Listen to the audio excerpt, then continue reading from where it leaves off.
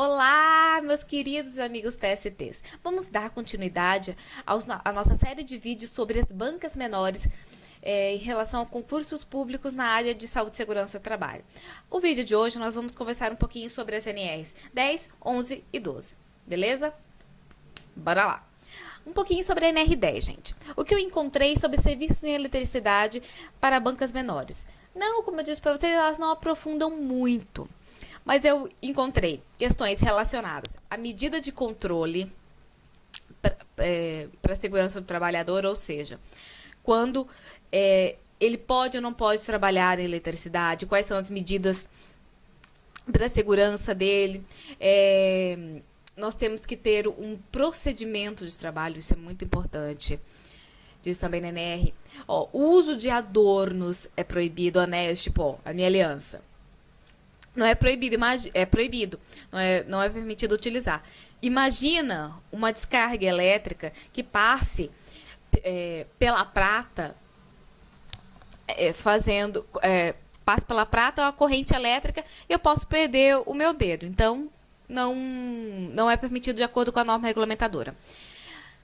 O que mais que eu me lembro que eu vi lá? Ah, tá, gente. Temos também a hierarquia de como verificar se a instalação elétrica está desenergizada e como reenergizá-la. Lembra, gente, isso que eu mais vi.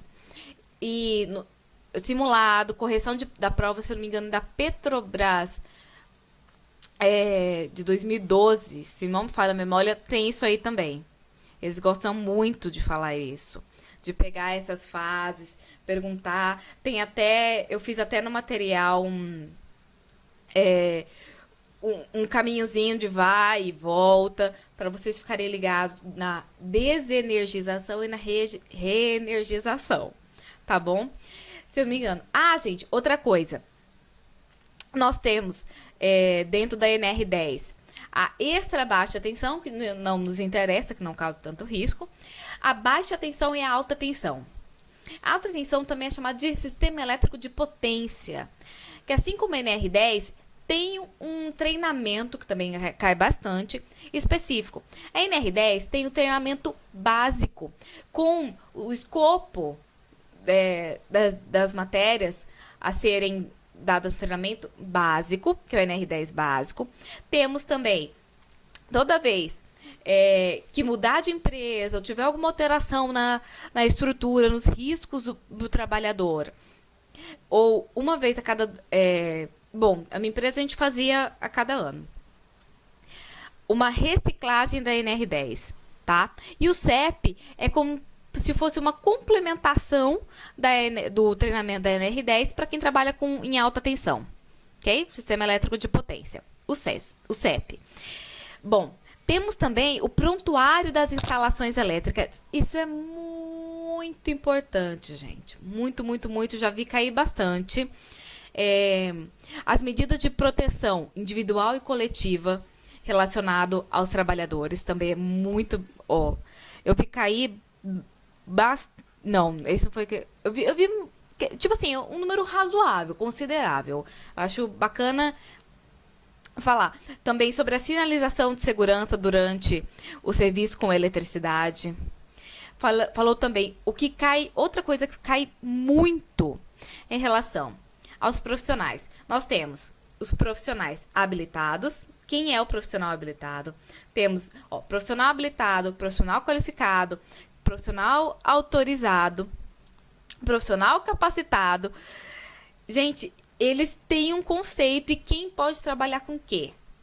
Isso é muito, muito importante, tá? Estudem em relação à NR10. Temos também as responsabilidades do empregador, do empregado, tudo bonitinho. Mas o que eu mais vi cair, desenergização e reenergização. E em relação aos profissionais, habilitado, qualificado, capacitado e autorizado, tá? Em realizar os serviços em eletricidade. Foi o que eu mais vi.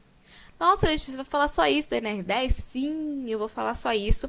Acabamos agora em relação à NR10.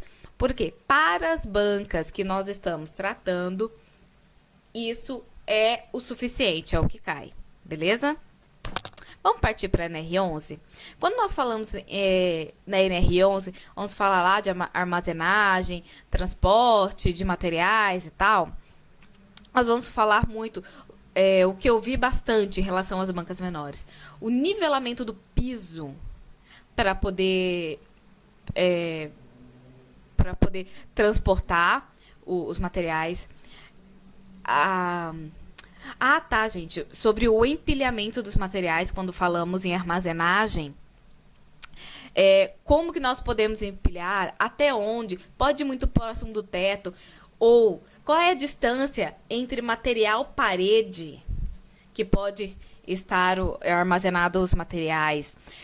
Eu vi muito sobre transporte e manuseio de sacas, muito, muito, muito.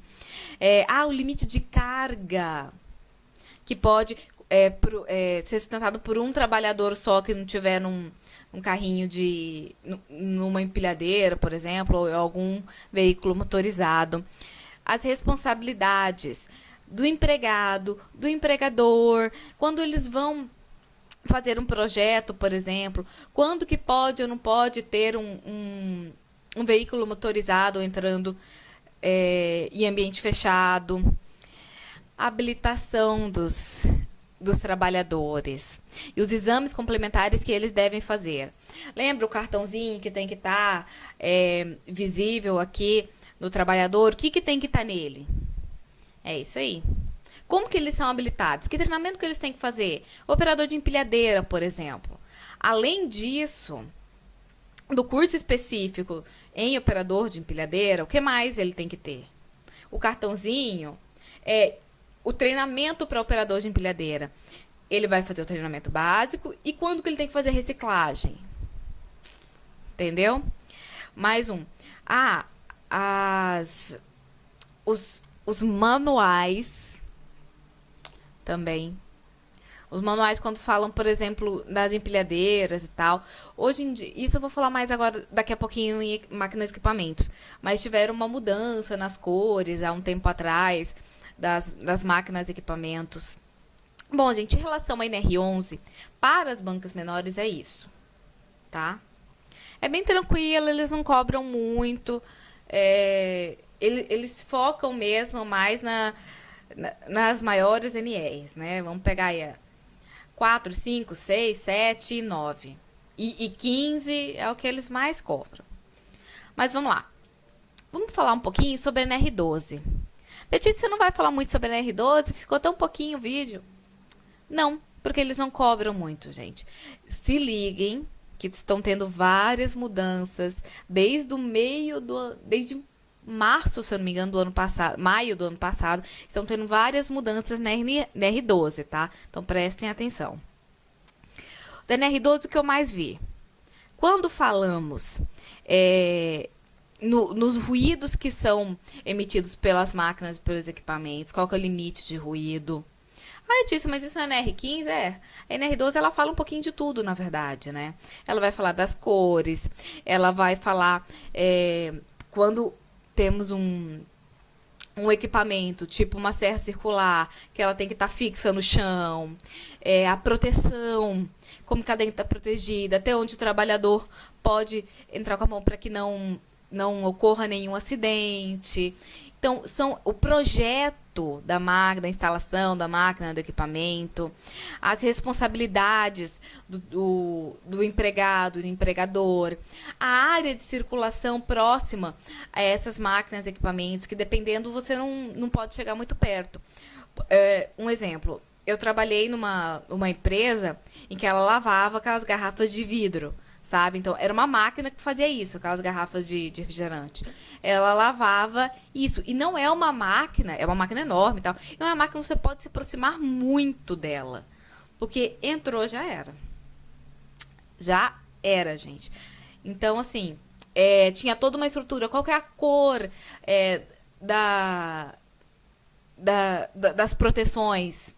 Qual que é a altura que nós temos que ter ali de um corrimão, das barras, ok? É isso que ele vai falar. É no máximo isso, algumas medidas, mas nada que aprofunde muito, que faça quebrar a cabeça, que nem a CESP, por exemplo. Ela aprofunda, ela pede medidas, ela dá situações para você analisar.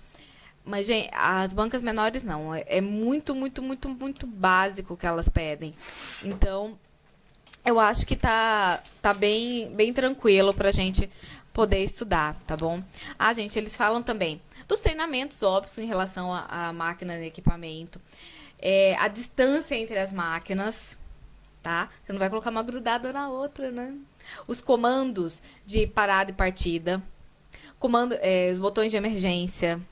Principalmente quando nós falamos nos comandos bimanuais das máquinas e equipamentos, tá? Qual que é o peso, o limite máximo de carga, assim como quando nós falamos, vamos falar na NR18, temos também na NR11, mas não falam muito. Limite de carga, entendeu? Da máquina ou do equipamento, em relação à manutenção dele, como fazer, qual é a sinalização, as medidas de proteção para os trabalhadores que vão fazer manutenção em relação à eletricidade. Aí a gente virou o samba do crioulo doido, misturou tudo, né? Mas é assim mesmo, gente. As máquinas, em geral, elas precisam, as fixas, pelo menos, elas têm que ter um aterramento para que o trabalhador não tenha contato com as partes energizadas e não cause nenhum acidente. Temos também os manuais. Os manuais das máquinas e equipamentos. Pelo amor de Deus, tem que estar em português. Por mais que a sua máquina seja alemã, o manual tem que ser em português, porque é como que o trabalhador vai entender para poder operar da maneira mais segura. Ok? Os meios de acesso também às máquinas e equipamentos. Tem que ter estudado, tem que ter um projeto. Gente, sabe uma coisa que eu vi muito? Quadro de energia das máquinas e equipamento. Engraçado, né? Eles não citam muito na NR10, mas quando falamos de máquinas e equipamento, eles citam bastante. Então, o quadro de energia, o que tem que ter, quando nós vamos mexer, o bloqueio, quando está em manutenção ou não, qual é a sinalização que nós temos que ter, o cadeado, a chave, tudo.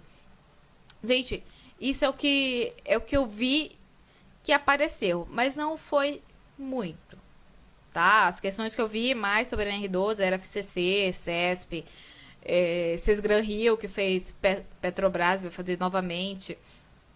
Então, eles que, em geral, aprofundam um pouco mais, tá bom? Bom, gente, para bancas menores, em relação às NRs 10, 11 e 12, é isso. Muito obrigada. Qualquer dúvida, entre em contato comigo. E até a próxima.